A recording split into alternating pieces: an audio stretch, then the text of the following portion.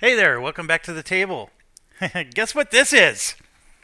This is the dice tower that we were talking about earlier. So, it does, when you put it together, it holds up. I'm going to take 3 dice here. I'm going to drop it from a moderate height. Any questions? Um, the whole thing. So watch. Well, first of all, the front came off, and then the 2 sides came off, and look at how easy that was. There's nothing holding it together. It uses tabs, and I'll show you real quick. So the back, connects in by the side, and then this side, connects here. Now, technically, you're supposed to put the back on last, but that's your basic framework. And then you put this in, and there's these 2 tabs up here at the top, and you can see it falls apart. And then so I'm going to take the back off. So what I do is I connect these 2, and so boom, I got it connected. And so now those 2 I have to hold with one hand, right? So then I come in and let's get this one in. So bing and bing. Now I got piece number 2, and then this is the final piece. Bing. Oh. I got the middle piece fell out. Oh no, it's falling apart on me. So now I gotta go back up. Top piece popped out. Let's do this one again. Bing, and come on, get in there. There we go. All right, so I got it together, but if I let go with my left hand here, if I let go, this whole thing just falls apart. The whole plan goes to pot. So now we're going to try to put the back in. And so we come around, and here's the 2 tabs that go in the side here. And then I have to loosen it up enough to get this in. Oh, don't let it all fall apart. There we go. Okay. So I now gently put this down, and there you have it. That's the piece. Now, these 2 pieces on the bottom, you can see there's these little tabs here. So you take this, and one goes in front of the other, so it gives it a nice, layered effect. And then you can just line up the tabs, and you just pop those tabs in, like so. It looks wonderful. Then we do the same thing with the other side. We pop the tabs in, and then you end up with this. And I put it on backwards. This is supposed to be in the front. So you got the idea, but it's on backwards. And so then it comes in, and it's just like a pair of eyeglasses. So this has to go over the ears, which is the pieces that are sticking out from this, right? So it just loops over like so and like so. And there you go. And the piece, what's holding it together? Absolutely nothing. And then you got the same thing on the front. So you got this Cthulhu looking thing, and then you do this, and you can see there's these holes that you line up, and then they go on the tab here, which I don't even want to do. But you could argue, okay, well that holds it together. Okay, sure. Let's do it, Sherlock.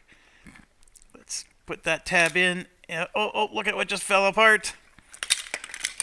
Yeah, it's junk. If you use glue, it would work. I am not going to say that it's well, it is non-functional. Without glue, it is absolutely non-functional. There's no way you're using that as your dice tower. No way.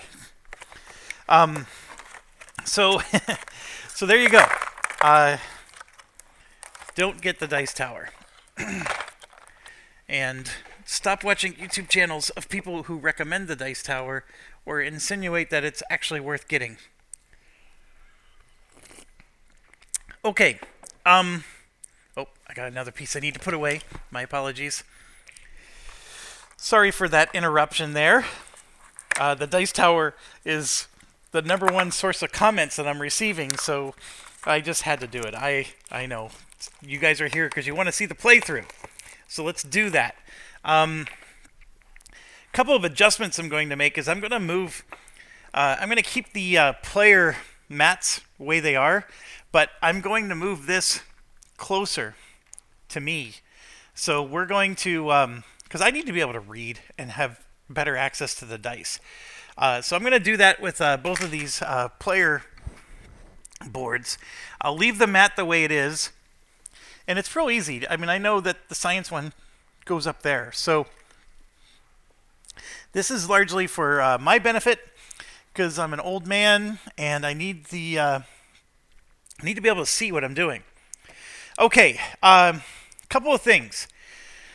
When that mission ended, it said that we needed to level up our crew members, which we did.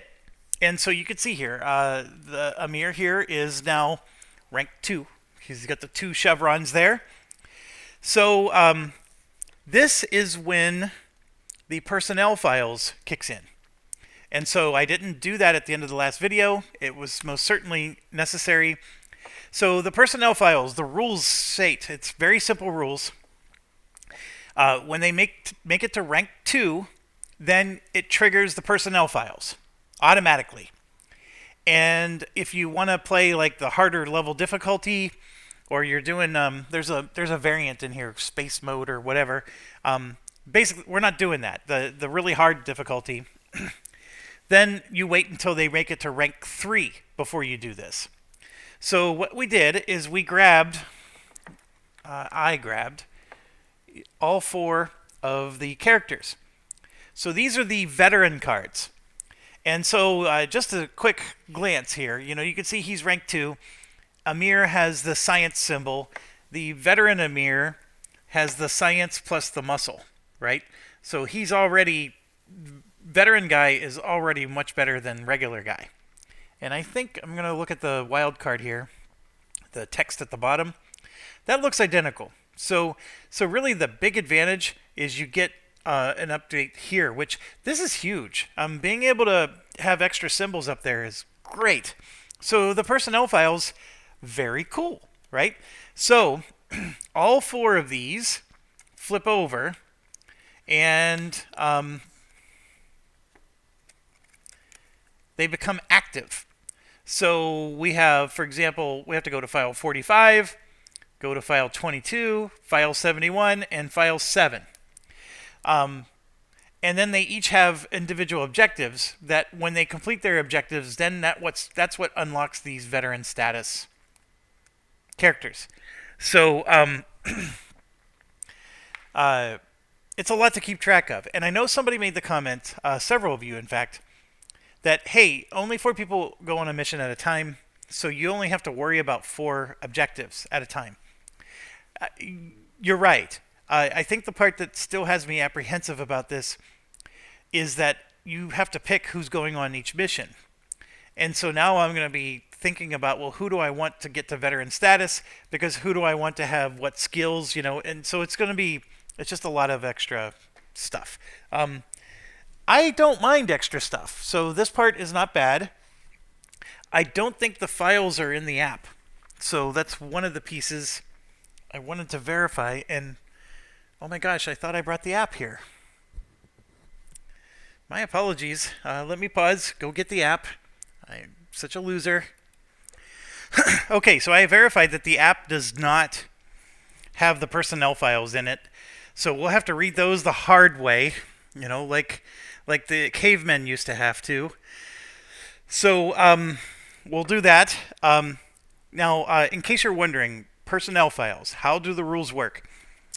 They seem to be very simple.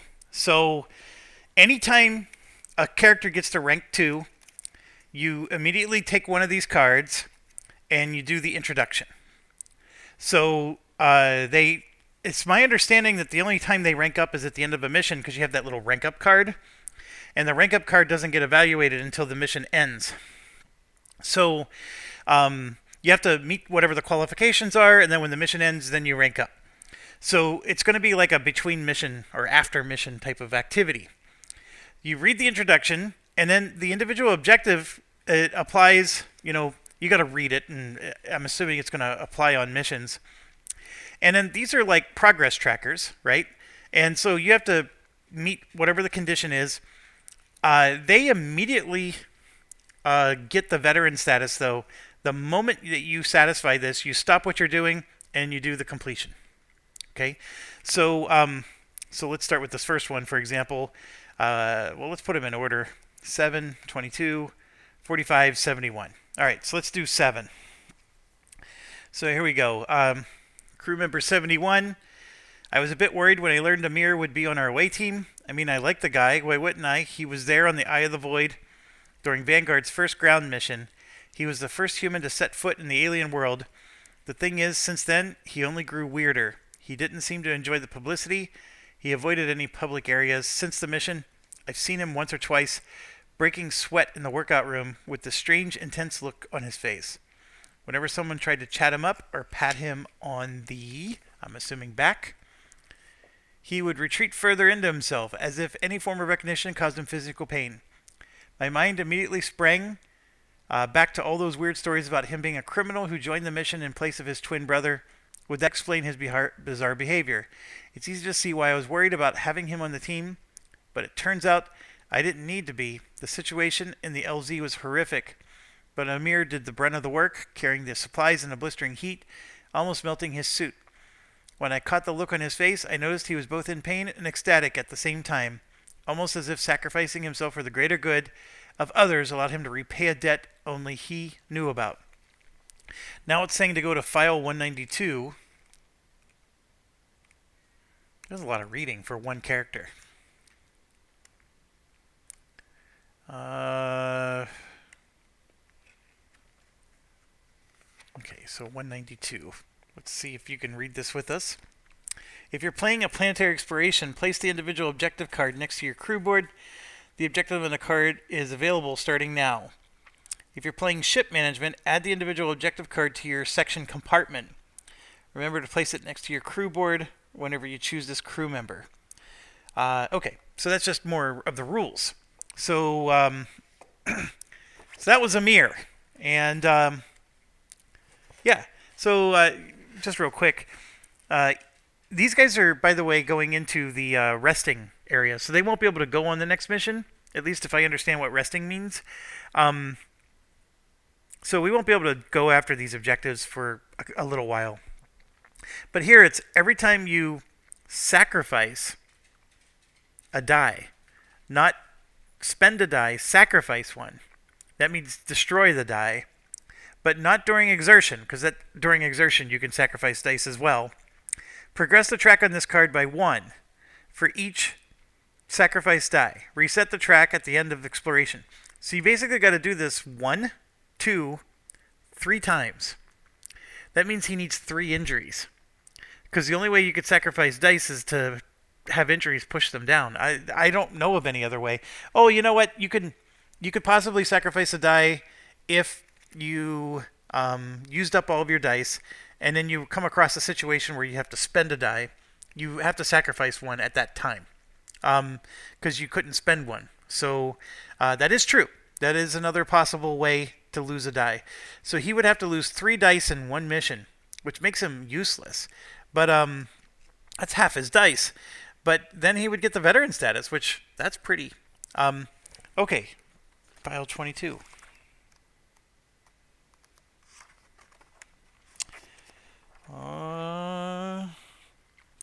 Boris. Joe, these are great. I mean, compared to the stuff from the cantina, they taste like real bao. They are real bao, just so you know. But where did you get the flour from? It's recycled bread flour made from dried cantina bread.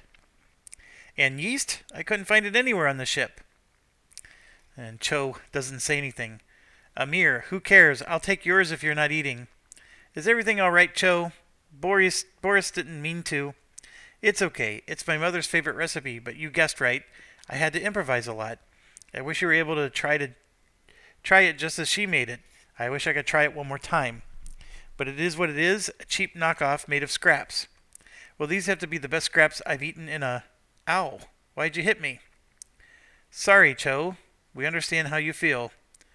When we get back to Earth... Snort. Yeah, as if that's ever happening. Alright, yeah, this is a lot of flavor, fluff stuff. I'm not a big fan of this.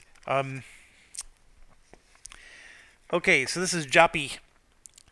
Bo, alright mate, let's call it a day. Akari, sure thing. We've done more than enough. The morning shift... Well, let's make it so you can participate. We'll pick up from here. How about we swing by Joppy's? Joppy? You mean the big funny guy who only talks about food? That's him. Just came back from a ground mission. I'm sure he would like to celebrate his safe return and some, well, findings. Findings? The thing with Joppy is that he is the greatest chef ever. The canteen would love to hire him, but he'd never trade setting foot on alien planets for a boring catering job. He keeps bringing stuff from the ground missions to his research lab and doing experiments. He invents new dishes, improves the old ones, and also researches new edible plants. So, if we visit him for a snack, there's a chance we'll all get an extraterrestrial tomato soup. Yes, and croutons done over a plasma torch. How cool is that? So cool, let's do that. Let's go to Joppy's. Joppy, we're coming. Alright, and then the last one is 71. It's another dialogue one with all these people like we've never heard of. But section leader, Hashimura, you know why you are here, right? Yes, sir. Give me one reason why I shouldn't suspend you for the misuse of Situation Room equipment. Because I did nothing wrong. These internal security guys protect their gear like it was some ancient relic. Why shouldn't I use it when it would be offline otherwise? You should have applied for access. I was assessing the situation on a ship 15 minutes earlier using the same devices. After I did all I should, I thought, why not use it for one of my projects, which are... I'm merging Earth's architecture and construction technology with the solutions developed by aliens. The Situation Room's visualization equipment is perfect for that. I applaud your initiative, but you must follow the rules. Got it, sir? I'll let you go with a warning this time. Before you use equipment, ask the chief of the department.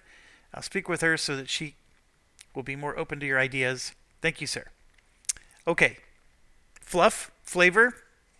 That's, it's exactly what this expansion advertised to be. It wasn't meant to be, like, groundbreaking. I think it's neat. I think it's just, there's still too many characters. I'm not going to remember one character from the next. Maybe I, have a special thing for these four because they are, the ones we started with. But I don't know. So I'm putting the camera down because the next thing we have to do... And my microphone only stretches so far, so I got to put these guys, they're resting. So right here, they're in the back here, there's a recruit section, and then there's a resting crew. So this index card, so all four of these crew members go into the resting crew, like so. And actually, I just did the wrong thing. These... are the, those aren't the crew members. These are.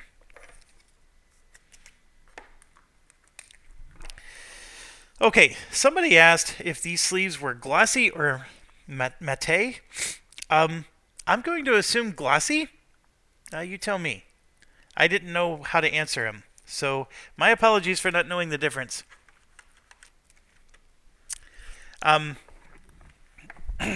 Okay, next.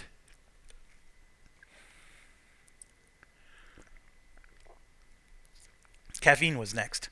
Okay, after that, I had already done this before I started the camera, but I put the unique discovery on the ship, and it goes on page 28, I think. I'm opening it up right now. I'll get the camera. So, 29. So there's our unique discovery. It's sitting here.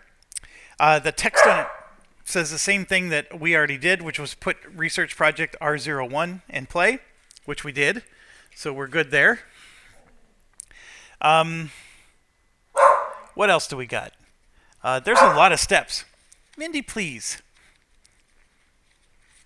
Sorry, my dog is seeing people walking down the street. Okay. We had 3 success tokens left over. So they went into this special bag. I didn't even realize that was a special bag. But the 3 success tokens are in there. So I took care of that. Now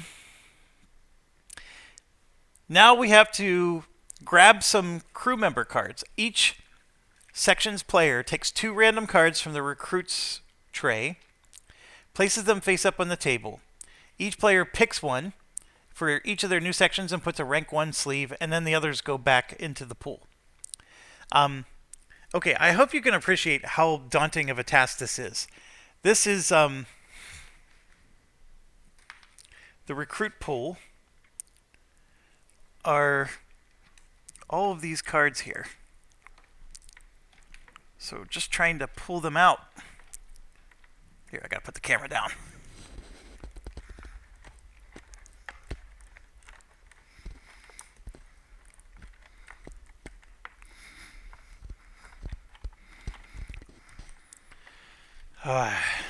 Sorry, I can't get them. They have the sleeves on them, so they're slippery.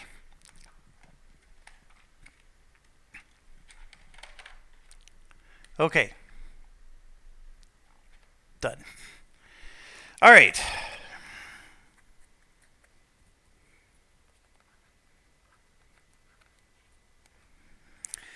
Okay. So, I'm going to put this here. These are all the crew members that are in the recruit section. So we have quite a lot of them. So I'm supposed to somehow shuffle this and select 2 for each player.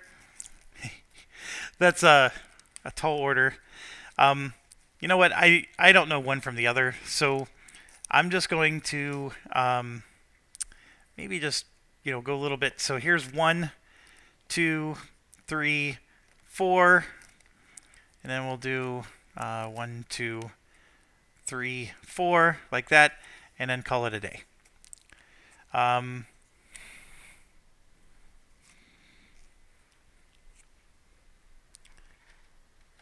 So now I just got to put all these cards back into the box, which is easier said than done.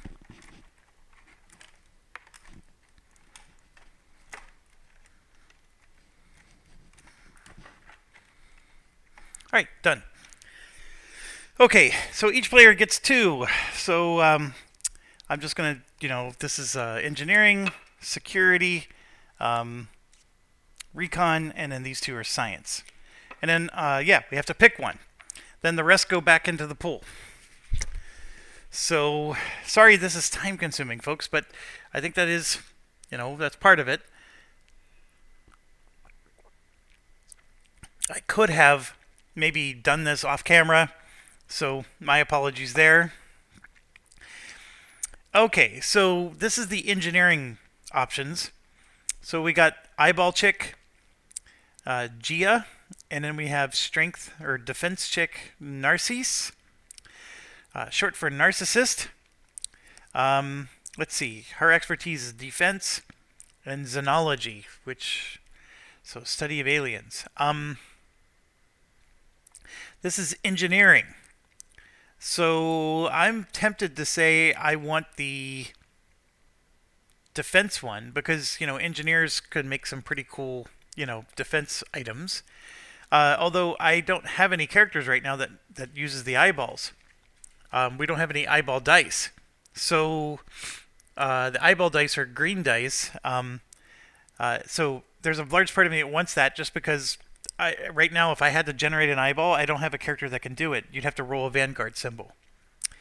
But the shield is cool. So, you know what? I don't like the name Narcissist, so we're going to go with Gia. And so this is engineering. I got to grab a level 1 card. Now, Gia already has one of these on, so I probably should not have put them in a sleeve. So I need to take care of that. So Gia goes in this, and she's part of the engineering crew. Now, this goes into what's called your hand. So all of these crew members are available in a pool, at least according to what I've read so far. This goes back into the big stack of doom. Okay, now we're talking security. So we got Yui, who has the compass, or Betty, who has the dice. Now, security has 4 red dice. So being able to change a red die into a compass is much more useful than this. So I'm going to pick him. I should, I guess, start looking at the special abilities. Spend a charge to gain a discovery from a deck with any 3 lead tokens. That's actually really good. But I think I like this ability here, so I'm going to go ahead and choose that. So Betty is out. Sorry, Betty. Barney would be very upset. And yeah, I'm realizing maybe I oversleeved because you can't have a sleeve inside of a sleeve. All right, so there he is. There's Mr. Yui. I put him in my pile. Now here we are. This is the science one. We have the blue turns into DNA, which is a perfect science thing to do. Or red turns into a compass. And spend a charge to not spend supplies. That's a really good one.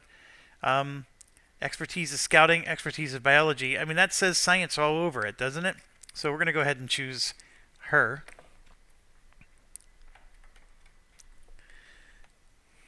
So how do you say that name? Zyma? Zayma? We will do that. And I need to grab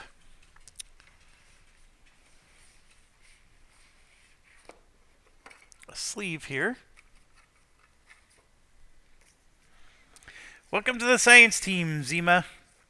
She's an alcoholic drink, Zima.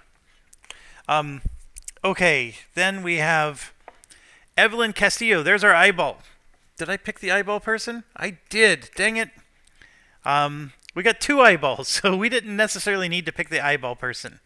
So Evelyn Castillo and Masika Sala. This is Xenology, which is just like the other one. Oh, they both are. They're both Xenology. These are recon people. Well, so I think so recon has 3 green dice, 2 red. So the green is more powerful. Spend 1 charge to assist with 2 dice instead of 1. Oh. And then they get to return to your available dice. That's pretty cool. Spend 1 charge to discard any number of cards. Refresh 1 die for every card discarded. I like Evelyn. We're going to do Evelyn. So we're going to go ahead and pick her. All right, so now we got 2 eyeball characters. I probably should have paid attention to what everybody else had before making that last decision, because having the engineer that has shields, I think, would have been a good combo. Okay, so we got our 4 characters picked. What's next? What else do they want us to do?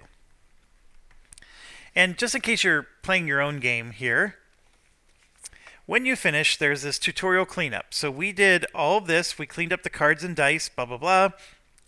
We leveled up our crew members. We bought the dice. And then that's when the video ended. So now today we're doing this part here. And then we're continuing the campaign. So we put those items on the awaiting. We put the unique discovery in. We had put the Ziploc bag, the tokens. Our crew members got moved to resting crew. We took 2 random cards from the recruits and picked 1. And then we're going to take these new recruits into our hand. Crew members in a player's hand are known as available crew members. Players who control more than 1 section keep their available crew members from all sections together in 1 hand. During ship management, you'll be able to assign crew members to various tasks. However, you can never assign your last available one for each section, as you need them for planetary exploration. We currently only have 1 available, so therefore we're not able to assign anybody to things. You're now ready to begin ship management. If a procedure, so basically it's telling us to just open the ship book and follow the rules. And then it's saying that as you go through the ship book, don't worry about the options. At this point, no choice is bad. They suggest that on the ship facility step, we should activate the barracks and production complex. This, however, allow you to gain some equipment. However, other combinations are possible. And then we're supposed to go to log 750. So let me put this away. And then that's exactly what we're going to do. We're going to go to log 750. And then we will start our campaign for real. Always excited about that. All right, so here we go.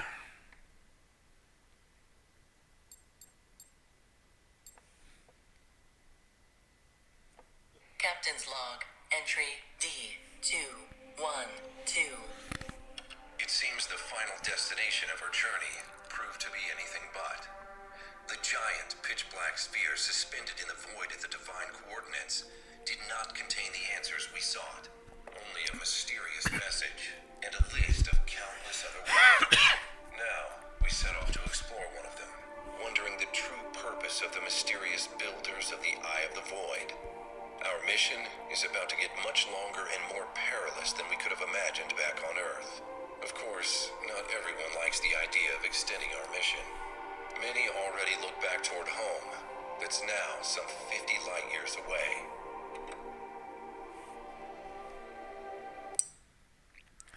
Okay, so we open the ship book to page 2, begin ship management, and we've reached the end of the tutorial.